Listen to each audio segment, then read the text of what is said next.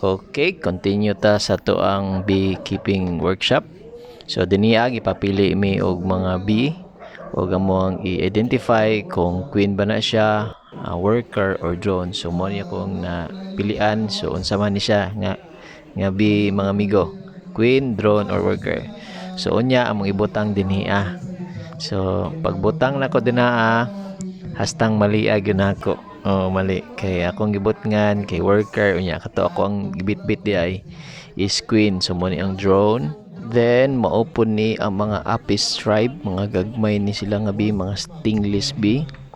Then mo ni sila gagmay kay ni sila murag lang. Then diri ang part magkuha mig drone kay para magtuon mi unsaon pag squeeze ang lubot sa drone bee kay para mo gawas ang iyang endophallus para mag-extract og semen kay para ma-create og new breed sa bee nga dili aggressive. Ang tawag sa pamaagi kay artificial insemination.